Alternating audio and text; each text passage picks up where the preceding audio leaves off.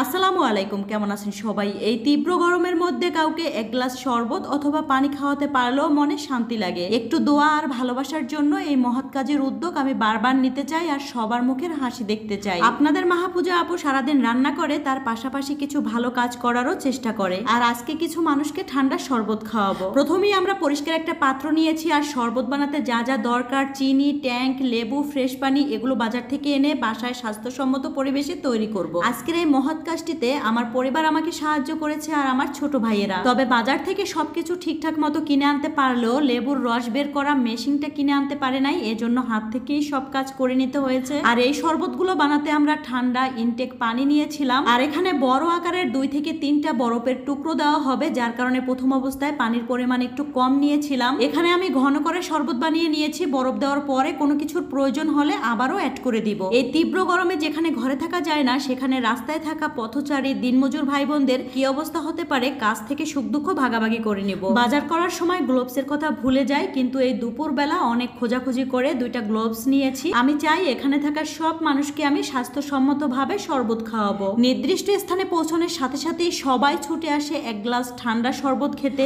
আমার এই শরবত খেয়ে যদি কারো মনে একটু শান্তি অনুভব হয়, এটাই মনে হয় যেন সবের কাজ। এই মানুষগুলোর মুখের হাসি আর ভালোবাসা পাওয়াটাই মনে হয় জীবনে বাকি ছিল। পরিবারের একটু সুখের জন্য কত বাবারাই না এই গরমের মধ্যে রিক্সা চালিয়ে জীবন পার করছে। আজকে আমাদের এই শরবত শুধু এক ধরনের মানুষের জন্য না, পথচারী থেকে শুরু করে সবার জন্য। এই গরমের মধ্যে বিশুদ্ধ এক গ্লাস পানি পান করানোটাও যেন সবের কাজ। আমি একটা মেয়ে হয়ে এই কাজগুলোর উদ্যোগ নিতে একটা সময় ভয় পেতাম, আশেপাশের মানুষ আমাকে কি বলবে। তবে একটা কথা কি, কারো জন্য কারো জীবন থেমে থাকে না। আজকে আমার এই ভালো কাজটিতে আমার পাশে থাকা ভাইয়েরা অনেক সাহায্য করেছে। আমরা এই শরবতগুলো বানিয়ে এনেছি ঠিক দুপুরবেলা, আর সেই সকাল থেকে দুপুর পর্যন্ত ভাইয়েরা আমার সাথেই ছিল। সব জায়গাতে এত বেশি রোদ ছিল যে আমরা একটা গাছের নিচে দাঁড়িয়েছিলাম, আর আমাদের পাতিল রাখার মতো তেমন কোনো কিছুই ছিল না। এই জন্যই পাতিলের ঢাকনা একজনের হাতেই ছিল। শরবত উঠিয়ে আবার সাথে সাথে পাতিলটা বন্ধ করে দেওয়া হয়েছে, যাতে করে রাস্তায় থাকা ধুলা ময়লা না পড়তে পারে। ভালো কোনো কিছুতে এমনিতেও বরকত থাকে। আমরা 300-র মতো গ্লাস নিয়েছিলাম আর সেই পরিমাণেই শরবত বানিয়েছি,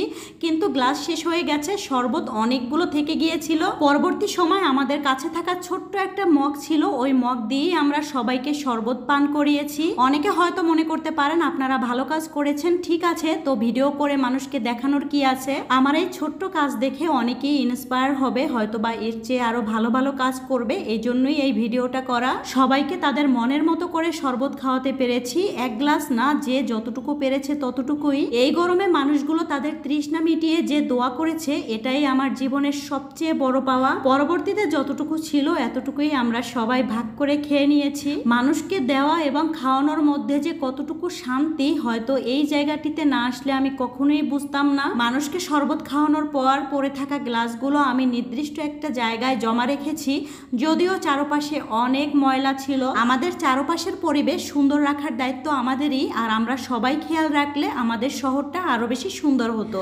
আলহামদুলিল্লাহ, আপনাদের দোয়ার ভালোবাসায় আমরা এই কাজটি সম্পূর্ণ করতে পেরেছি। সবাই আমাদের জন্য বেশি বেশি দোয়া করবেন, পরবর্তীতে যেন এর চেয়েও আরো ভালো ভালো কাজ করতে পারি। তো আজকের ভিডিওটি এ পর্যন্ত। সবাই ভালো থাকবেন।